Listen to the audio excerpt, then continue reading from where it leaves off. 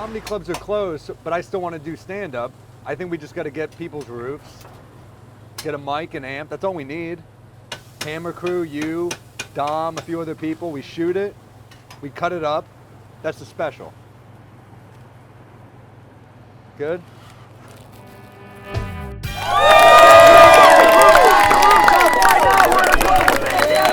Fucking baby, we're here!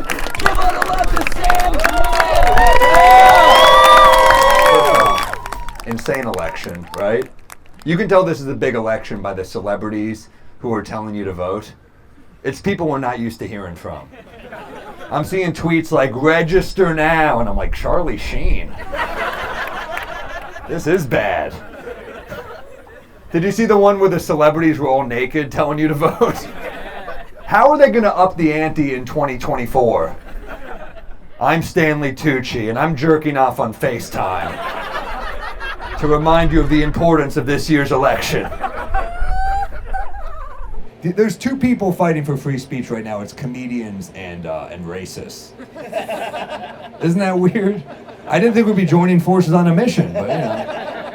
It's just weird to see skinheads saying things like, we need to protect the First Amendment. I'm like, I guess I stand with the Aryan nation. It's racist like the First Amendment, because you could say racist shit and you get away with it, though, you know? Racism is free speech the way like a tomato is a fruit. Technically, but if you put it in a fruit salad, it is gonna fuck up the rest of the fruit. So that's an issue. I guess it depends who's saying it, because I've had friends of mine call me Jew face. I'm like, yeah, whatever. And then I've had people I don't know that well call me buddy, and I'm like, I do not care for that. That was annoying. Everyone thinks their free speech is at stake. It's not. You can say a lot. I got a death threat recently. A guy just said, I want to kill you. And I end up having to show it to a cop, and the cop goes, he said he wants to kill you, not that he's going to. And I was like, yeah, but that's an annoying loophole. You gotta give me that. Cop said, someone did that to me, I'd kick his fucking ass. I was like, cool, so you're gonna do nothing and call me a pussy. That's fine. Serve and protect, officer. Serve and protect. Feels like we're doomed. Don't you? If there's a God, don't you feel like God is up in the sky right now, flat screen TV? Every country's a different channel. I feel like America, we're like the Bravo of God's cable package, where he's like, look, it's entertaining, but these people are fucking trash. God watches 6 straight hours of America like, ugh, I hate myself. Gotta start reading again. Growing up now must be the worst. Kids just beat the shit out of you, and they emotionally fuck with you on the internet. Cyberbullying feels, right? Like, when I was a kid, it was AOL Instant Messenger, not so bad. You had to make sure your parents weren't on the phone to cyberbully, you know? You had to be like, Mom, get off with Grandma, I'm trying to ruin lives, okay? Shit. It was a bigger deal. Cyberbullying now, I hate when older people are like, I used to get the shit kicked out of me, log off. I'm like, all right, first off, it's hard to log off. It's very addictive. And second off, you know, who wouldn't rather be assaulted than psychologically tormented? What would you rather get, a wedgie or catfished? A black guy will heal. You know what won't? Is taking a Greyhound to Syracuse and being like, I thought you'd be a woman. This sucks. This is the worst 13th birthday ever. That joke got sadder and sadder. You're the roommates? Oh, hell yeah. This dude came straight out of Woodstock. I like this guy. He's like, look, I had to stop at a festival. Yeah, I love that, man. What do you do for work, man? I'm a designer. Fucking of course. Only a designer would have the balls to pull this off and be like, you know what? It's working. I don't give a shit. Yeah, what kind of designer? I work for Cosmopolitan. Oh, hell yeah. Cosmo. Giving women bad advice for decades. Cosmo. Ladies, this is what he really wants. Silence. I've never seen that article. I've never seen a Cosmo article. Give him peace for one day, and everything will be great. Are all you guys in finance? No? What do you do? I'm a real estate agent. Real estate. All right. And your mom's in real estate too? His mom. His mom? All right. What do you do? I work at Amazon. Fuck, part of the problem. But I do. Hey, wait. Unless we sell this to Amazon, in which case, very good people. And I'm gonna handle this like Trump. Hey, they could be great people. We don't know. We don't know how they feel about me. You have to invite more people than you want here because people just bail. These aren't Hamilton tickets. This is a rooftop comedy show. They're just like, oh yeah, I don't need to go to that. So I just wrote, hey, mass text. Anyone want to give me their roof tonight? Someone just said, I can't make it tonight. I've got COVID. The honor code, baby. Yeah. My homegirl Paul, that's from Puerto Rico. Yeah. You say hi to her? Sure, yeah. What's up? Yo, Pallavi. Yeah. Hey, Pallavi, what's up? Hi. What? Who is this? It's Sam. Oh my God, it's Sam! How fucking funny! I found out about you during quarantine, and you got me through quarantine. So. Oh, thank you. It would have been great to meet you. Oh my God, this is so cool. I got you through quarantine. You're meeting me. That's like if I met Jack Daniels. I've been drinking on meds. I recommend it. You ever do this Google search, how much you could drink on the meds you're on? I just go with the article that matches how much I feel like drinking. I'm like, according to the Medical Journal of Guadalajara, I can have as much as I want. This is awesome. And it's outdoor drinking now. This started as spring break. It very quickly became end of the world vibes. But either way, cheers. You know, I was drinking on the street in this neighborhood. I was having a drink on the sidewalk, and this waitress comes up to me. You can't hear a word they're saying because this is Manhattan. So she didn't even ask. She just does this. I was like, damn, small businesses are getting crushed. This sucks. Now, you feel the divide when you go on the road. Like, I love going to different parts of the country. It's one of my favorite things about America is, you know, going to, like, Kentucky or a place I never would have gone, probably. And I went to the racetrack in Kentucky, which is, it's amazing. I was the worst dressed person there. I was the only one who didn't look like a villain in Django Unchained. But I walked to the racetrack. All the horses have ridiculous names. There's always, like, one that's a little too crazy. They'll be like, in third place, Moonlit Garden. In second place, Autumn Nights. And in first place, Touchy Uncle. I'm like, wait, what was that? What was that last one? Touchy Uncle. And they're like, the champ. I like the South, man. They still do Civil War reenactments, which is kind of weird. They're very hung up on that L. They want to talk about it.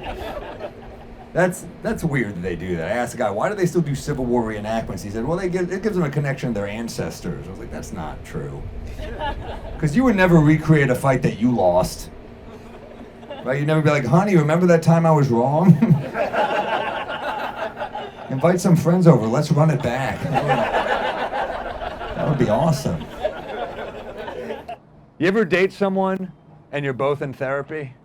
The fights take 10 hours. Every argument is like, I hear you, and I appreciate where you're coming from. However, you're like, ooh, that was my whole day. I heard a guy in Times Square the other day say to his girlfriend, shut up, bitch. And I was like, that is not okay, but he is crushing me in time management. You know what women hate when you're arguing? They hate when you tell them to calm down. So now when she yells at me, I say, love your energy. Love what you're doing. A little more. I'm annoying. I repeat myself. I said to her, I was like, man, I love this Thai restaurant. She goes, you've told me that 3 times. And I said, you're the only person that I hang out with anymore. You want to spend all your time with me, there's going to be reruns. I can't bring it every night. That's what a relationship is. It's like a TV show where the writing gets progressively worse. Because season 1, you're like, this is good. Season 3 comes along, you're like, we should kill off a character. We got to keep people engaged here. I was on the phone with my friend the other day, and you ever just not listen and then you guess at the end? My friend's like, I don't know what to do about her. And I was like, I think you should fuck her. And he was like, my mom? I was like, I was not present for all of that conversation. And I threw a Hail Mary. I'm not a good partner. I can't date. I don't listen. Women are always shocked. They're like, you're a bad listener. I'm like, yeah, but I speak for a living. You should have seen that coming. I bet most people are bad at the opposite of their job. I bet most terrorists are shitty architects, you know? I bet Bin Laden was a bad city planner, you know? Most audiences laugh at jokes. You guys are like, we are shocked. We are shocked and appalled. And then we laugh. Nah, man, this is, it's gonna be good. So I had what? The mic cut out. The mic cut out? For how long? There it goes, just 4 seconds. 4 seconds? Fuck. Just like how I have sex, guys. 4 seconds, then I'm like, oh, there we go. All right. Well, this is a good start. It's good when the mic doesn't work. It's good fucking juju.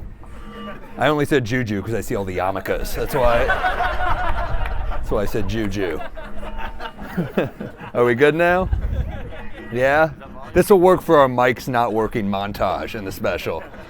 This has happened before. You have to hold the mic like this to make sure. It's like working the clitoris. It's a lot of finesse. All right, there we go. How are we now? Good? That's a little rough. Bobby, I don't know if this is used to guitars. It's not used to a raspy Jew voice. So, how about now? Don't mind the drone.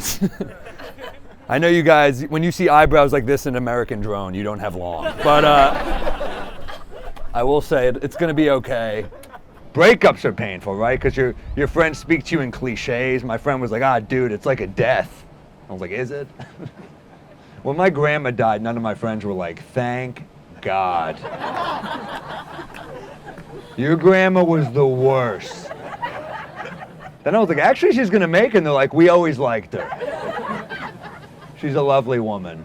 Oh, and you guys are snuggled up. That's good.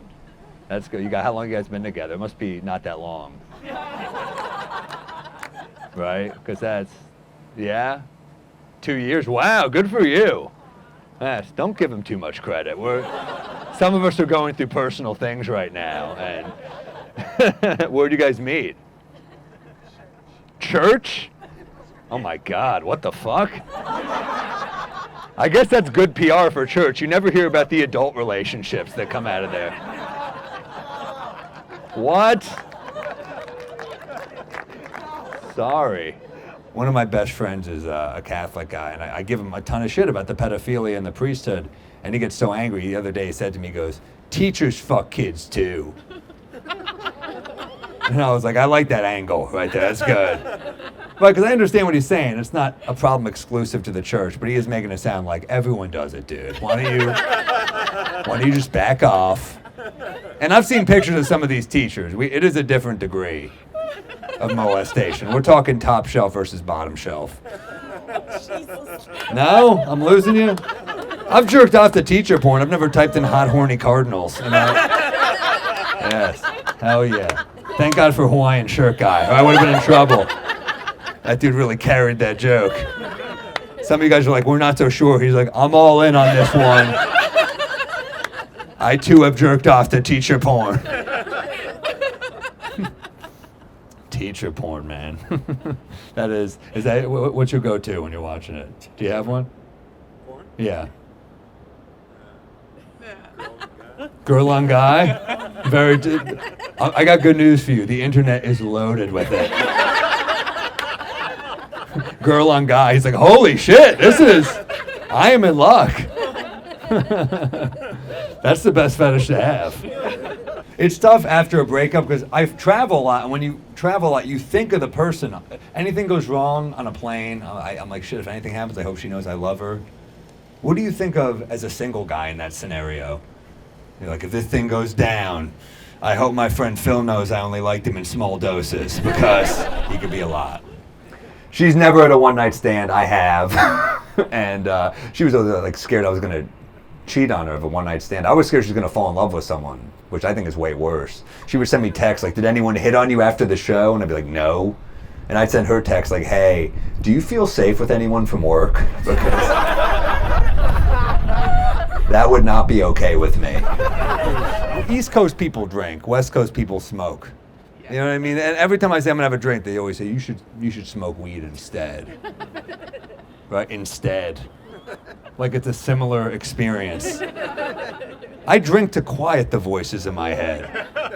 I smoke weed. It's like I had a party in here and only the worst people showed up. Every voice is like, you're weird looking. You're gonna die alone. That's why I like alcohol. It's one voice and it's very positive, you know? You have a few drinks and someone shows up in your head like, cool jacket. You don't have abs, but you're right there, dude. Love it. I smell some weed. I'm not gonna lie. I'm looking right at you guys just by profiling. Like it's definitely coming from the band and the artist. Do I want some? Of course, but I'm trying to put a show on for you guys, and it's gonna turn into a very weird show. If every other joke, I'm like, why didn't you guys like that one? What was wrong with it? I was so drunk, like, probably 8 months ago. I was leaving my friend's house. I hail a cab. It was 6 a.m. I'm stumbling. I hail a cab. I get in the car. The driver goes, LaGuardia? As in the airport. And I'm wasted, so I just said, yes. He just drive me to the airport as the sun is coming up. I've got no luggage. And then I finally sobered up a little. I was like, whoa, whoa, whoa. JFK. It's a better hug. They got a Shake Shack. Let's go there. Wednesday. Are you putting it out? I'm trying to see if I got a Wednesday show. I don't fucking know is the problem. We got 2 Thursday. Hey, Sam Morril here. If you got a roof for this Wednesday night, we will come. Cool friends, a mic, an amp, nice view would help, and some White Claw. We'll be there. If you build it, we will come. Hit me up. Let's do like a 4-mile radius. I don't know if it works that way. Oh, we got some people. Yeah, but there's like 150 people right now. That's a lot of people to blast. I can't do that. Yeah. First one to text me, hey, rare Manhattan text. Private show. Private show, roof, starting in 20? Yeah. Is that real? Mm-hmm. Hey, my biological father, he lives in artist housing, which is weird because he's not even an artist in any way. Oh, he's an escape artist.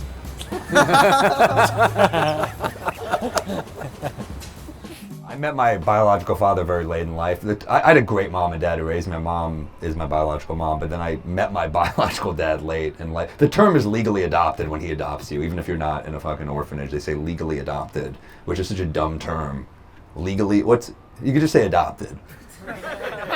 What's illegally adopted? Kidnapping, right? Anyway, first time I met him though, I go to his apartment and he's petting a little cat on his lap. And I was like, huh, all right. He's like, yeah, I rescued her from the side of the road and I nursed her back to health. I was like, huh. So you did have it in you.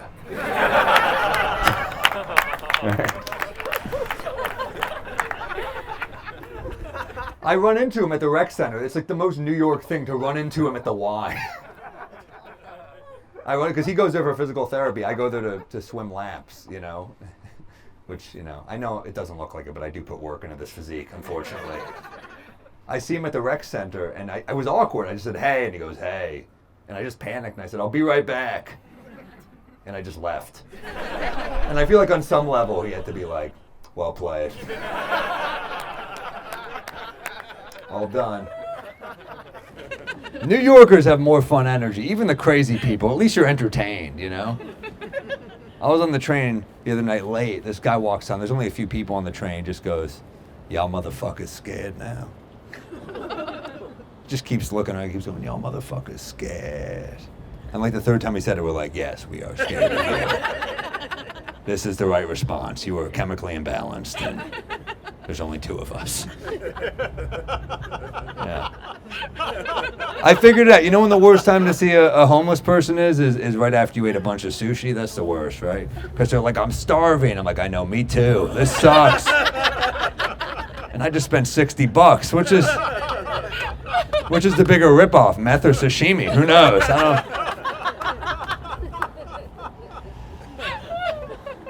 LA people, you eavesdrop, and some of the conversations, you're like, ugh. I heard a woman in the grocery store, she goes, my phone is like my baby. And I was like, that's not true. Right? Because phones get better every year. Babies have made little to no progress. I can go more than 2 minutes without looking at a baby. You know?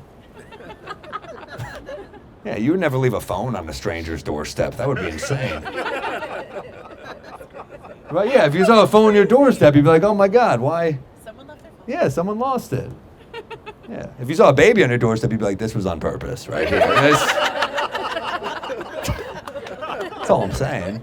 Phones are better, right?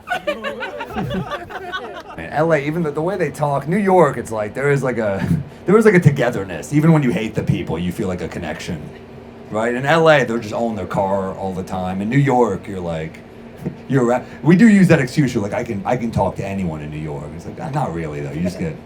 You're like 2 a.m. I could go to the bodega and just be like, how much for this pint of Ben & Jerry's? And he's like, $8.99. I'm like, you fucking piece of shit. But we're connected, you know? New Yorkers we do have like a way of talking, right? Where it's like, the ADD is so, it could come off as rude to a non-native, right? You're just walking down the street like, dude, you need to break up with that girl. Great diner right there. You should go to that diner. Always a little distracted. Dude, you need to get that abortion. Chinese lunch special right here. Speaking of takeout, I mean, it's...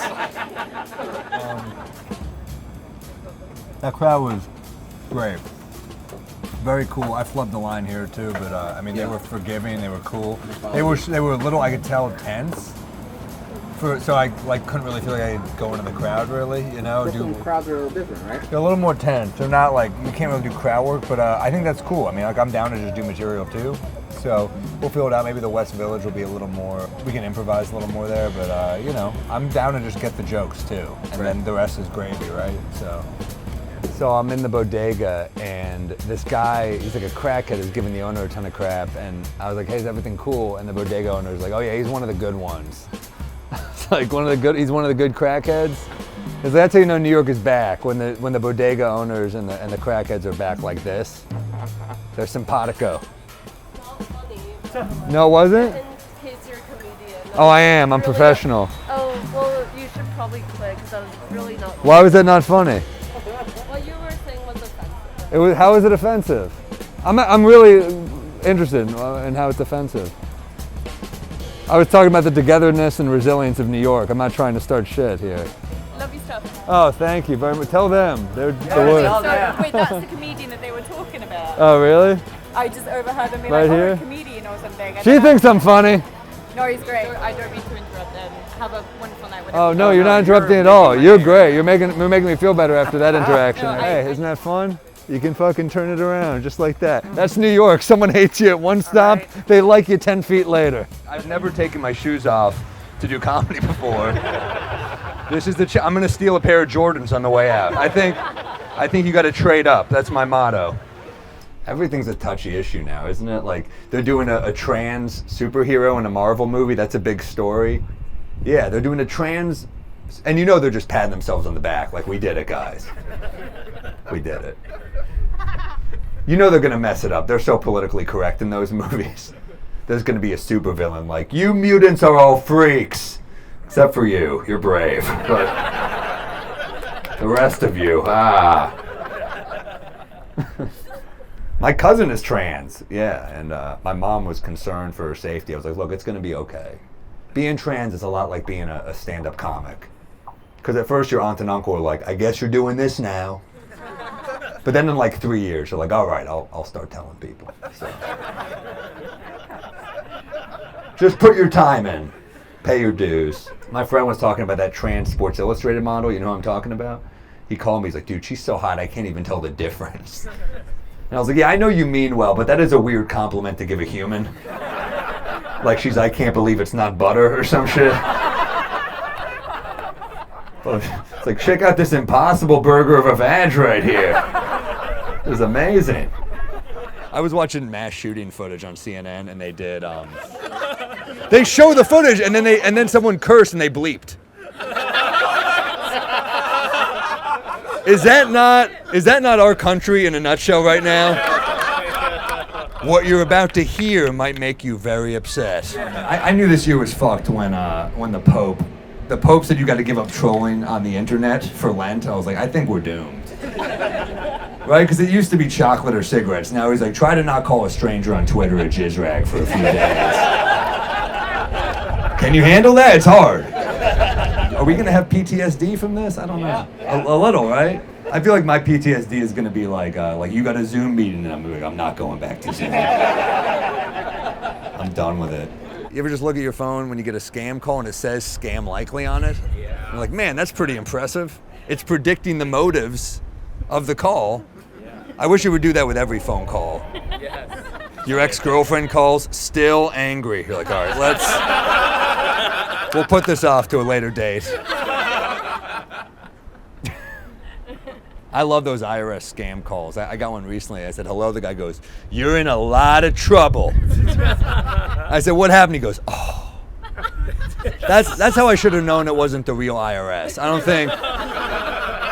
think the real government is like, oh shit, dude, you fucked up bad.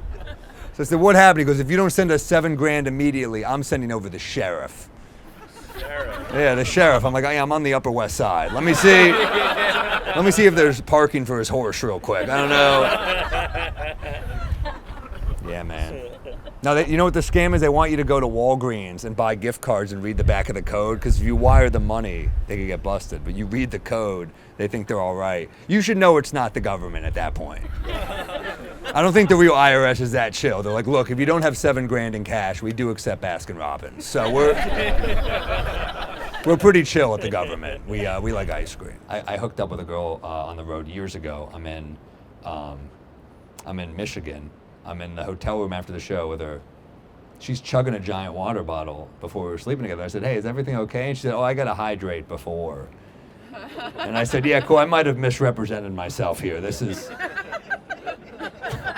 a pretty low impact activity, you know? Think elliptical, not treadmill. That's me, you know? And she said, no, I have to hydrate because I'm a squirter. And I was like, oh my God, yeah. You never see that Gatorade commercial, right? You should. Gatorade. Is it in you? I don't know. We'll see.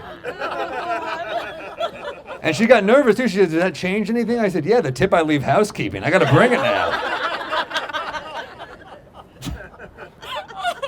So I'm telling my friend about it. He said, how was it? I said, while we were having sex, she actually slipped a finger in my butt. Oh.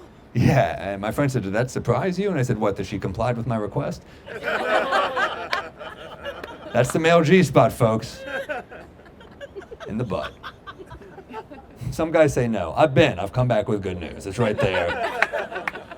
Just a hint, like Tostitos' hint of lime, that much. Because some guys are like, no, that's gay. It's not gay. The butthole's for everybody. The butthole's like a Broadway show. Right? Gays talk about it the most, but if you're a straight guy and you never go, you're missing out. Yeah. Yeah. I call mine wicked. That's what I say. Yeah. Unless she goes in too deep, then I call it Les Mis. And, yeah. Right now we're hoping that people show up. How are you, man? Oh, hey, sorry to interrupt. Looks like you're having a nice time. He doesn't hate comedy.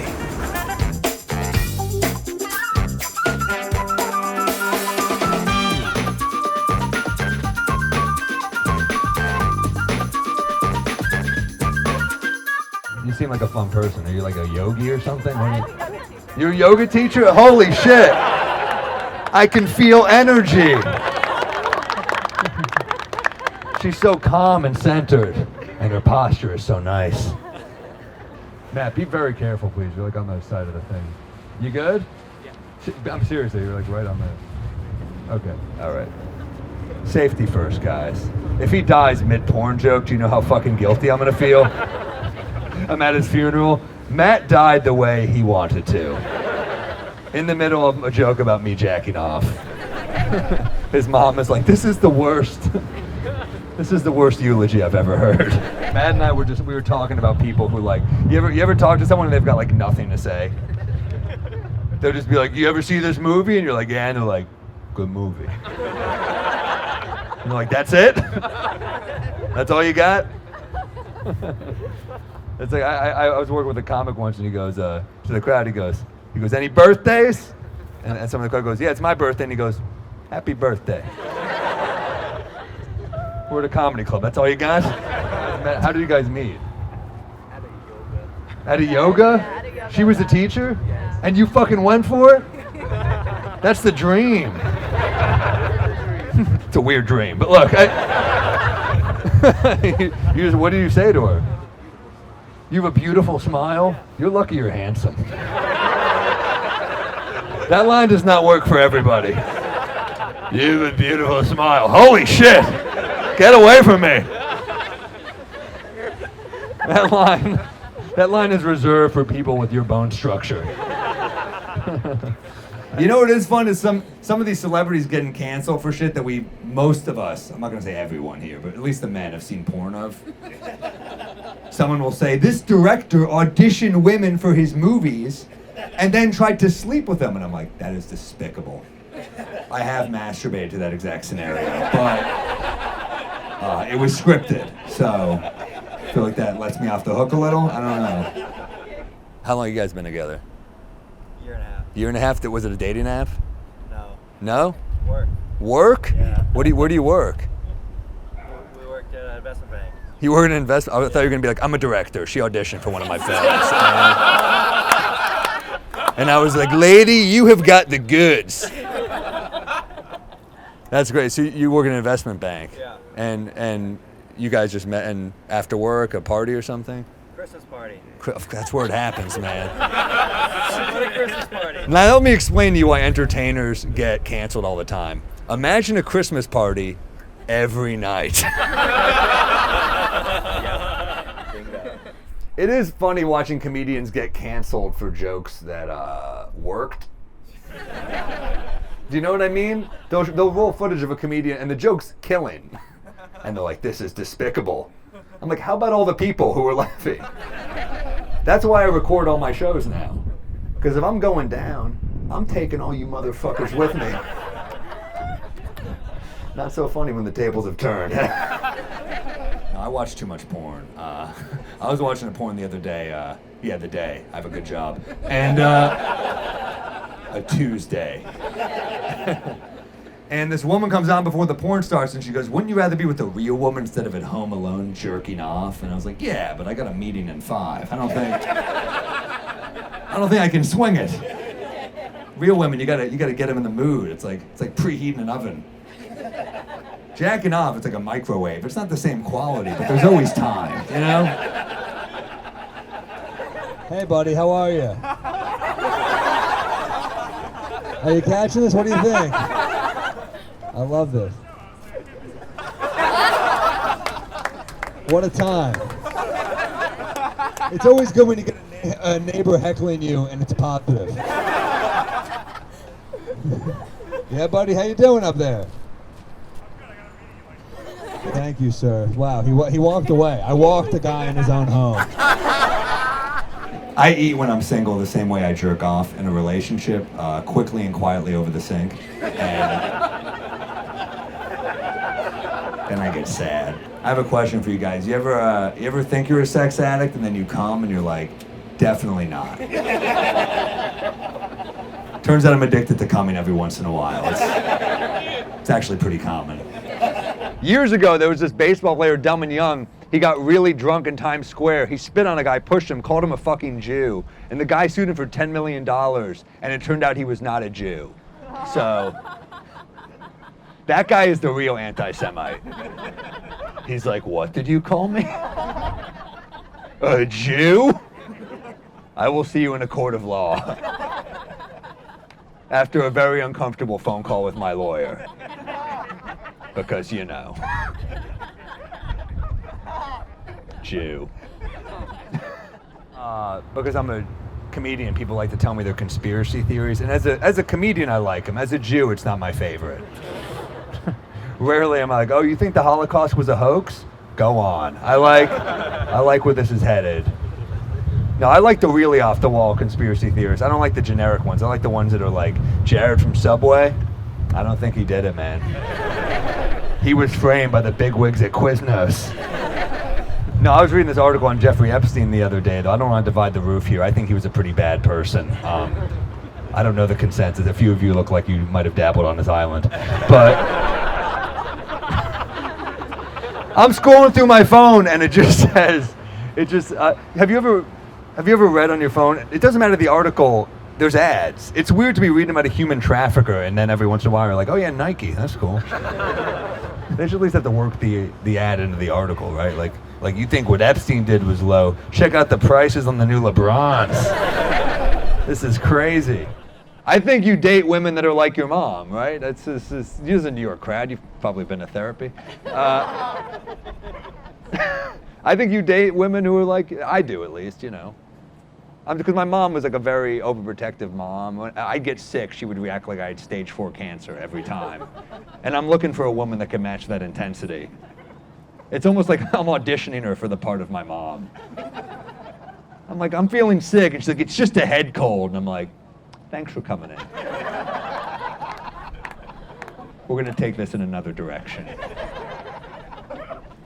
So my mom would do the thing where she just reads me bad reviews, I guess.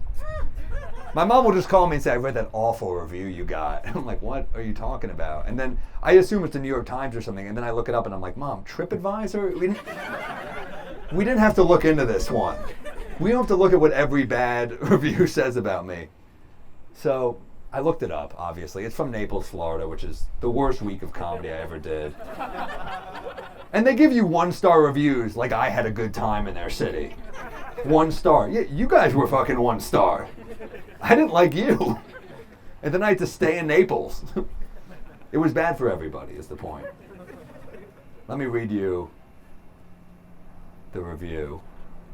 On Friday night, December 14th, Sam Morril was inappropriate. I like that she gave the date like it's Pearl Harbor, you know? We had a family event planned for good laughs. Our son, daughter-in-law, adult autistic grandson, and his friend. Adult autistic grandson? I hope that's not how she refers to him in public. We'll be 3 for dinner tonight. Me, my husband, and our adult autistic grandson. He's like, Grandma, my name is Steven. Can you stop? Can you stop calling me that? The first 2 local comedians were great, and the food was excellent. Then came Sam Morril, the headliner. He was a terribly bad choice. He spoke vulgar opinions that were not funny, degraded his and our U.S. president. We can't even have the same U.S. president. That's how much she hates me. I'm like, lady, it's Florida. We're all on the same sinking ship here, okay? He degraded Naples. I did. I did. And I'll do it again, too. Fuck Naples. I'm not some snob. I've been to Reno, Nevada 3 times. I'll go back. I'll come back as long as you're not horribly abusive as an audience. And he used autistic kids for a joke. I did not. I don't even know how I would.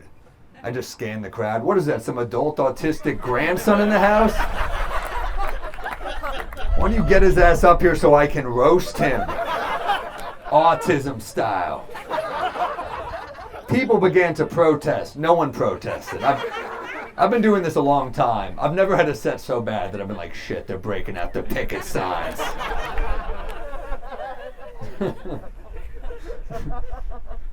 He also said he would punish the crowd by going on longer.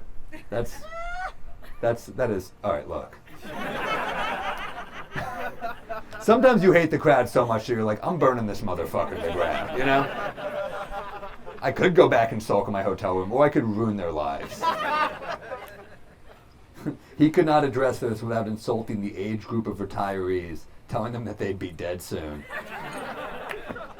Let me elaborate. I didn't say, ha ha, you're going to be dead soon. I said, I feel bad that this shitty comedy show is one of the last things you'll ever see. So she omitted the compassion with which I spoke. Comedy doesn't let you feel good for more than a night. I'll give you an example. I did a gig in, so this happened in 2014. I did Conan, the first time I ever did a late night set. Did Conan. You're happy to get there. It's a big deal for you at the time, right? You're like, fuck it. It took me like 8 years or something to get there. The next night I do a gig in Virginia Beach, which, whatever. It's, you know, you show up. I'm happy to be working. I say, hey, I'm Sam, to the bartender. And she goes, someone needs to replace the urinal cakes in the bathroom. I said, cool, I'm the headliner for the weekend. She goes, so no? Yeah, that's a firm no. I don't. He said, well, I can't do it. I'm a woman. And I said, well, I don't know what to tell you. I feel like it's a bad look for your venue if the guy whose face is on the poster is lurking behind people at the urinal. Can you speed it up? I'm on in 5, okay? Obviously, I bomb every show. That goes without saying. I get off, and it's not a Naples, Florida, comatose bomb. It's a Virginia Beach, we drink Long Island iced teas, we're not good people bomb, you know? So I get off stage, I turn to my left, I see a giant poster of a magician, so it gets my attention. His name is Stu. He's a handsome young magician, spiky hair, holding 2 doves very seriously. It's just like, wow, what a weird poster. I turn to my right, it's Stu in person. It felt like magic.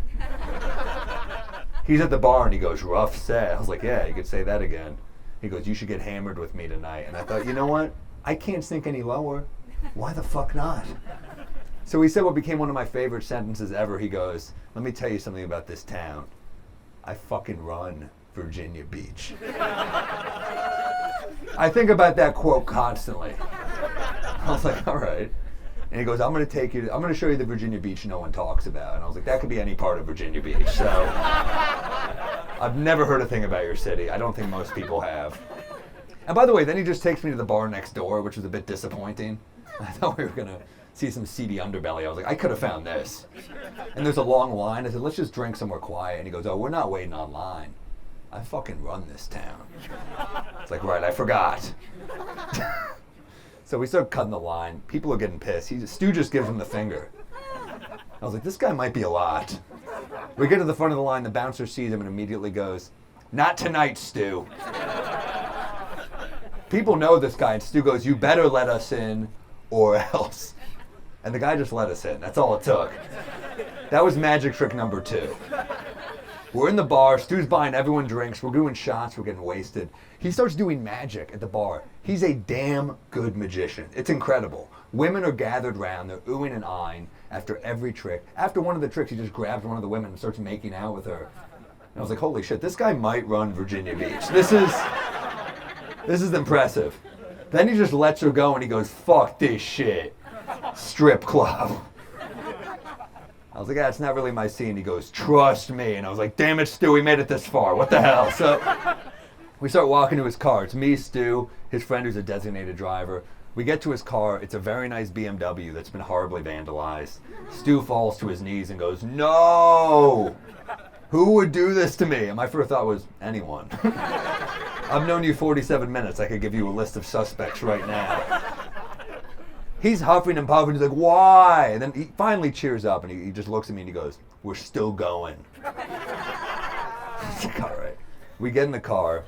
He's cheerful on the way there. He even turns to me in the back seat and goes, you've never seen anything like a Virginia Beach strip club. And then we walked in. I was like, it looks a lot like Tampa, honestly. We're greeted by this gorgeous stripper. She kisses him on the mouth. And I was like, who is this guy? And he said, this is my girlfriend. I was like, oh, Stu, you lovable sleaze. I've known you for like an hour and a half. I've watched you cheat and I've met your girlfriend. I hope that when she busts him cheating, he at least handles it like a magician. She finds some cocktail napkin. Who is Denise? He's like, let me see that. Magic. She's like, damn it, Stu, that was kind of cool. He's like, we get wrecked. Me, Stu, the stripper, the designated driver, all of us were bombed. I had to cab it home. Horrible morning, hungover as hell. A week later, I tell this story on a podcast, not thinking about it, all right? A week after that, my phone vibrates. It just says Stu. And I panic because I don't remember saving his number. I panic again because I don't remember saving the picture that pops up. Stu holding 2 doves like this. So I press ignore. He texts me, pick up, motherfucker. Hey, Stu, you made me sound like a piece of shit on that podcast. And I said, no, I didn't. I made you sound cool. And he goes, true. That's all it took. That's how forgiving he was. I actually felt bad. Anyway, years later, I find myself on TripAdvisor because of my mom. And I'm looking up bad reviews I got. There's a few of them. So I start looking up some of my comedian friends. They get some bad reviews, too. I don't know why, but I thought to look up Stu. And he's got some bad reviews, believe it or not. One just said 1 star. Stu bombed our corporate event. will not have back. And I was like, hell no, Stu deserves better. So I left my own review. I just wrote 5 stars. This motherfucker runs Virginia Beach. Thank you so much, guys. Thank you for coming out. Thank you so much. Did we get it? Light it. Whoa! Oh, shit.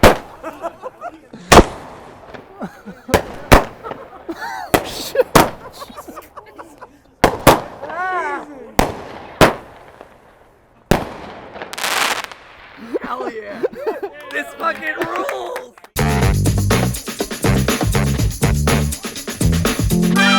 Yeah, we're cutting in between. We'll see. At the beginning of the special, and like everyone think that it's like, oh, I'm a down to earth guy, right? I'm a production team. I don't like. Just made it special. It's just me. I'm the guy. I don't like him summarizing our art like this.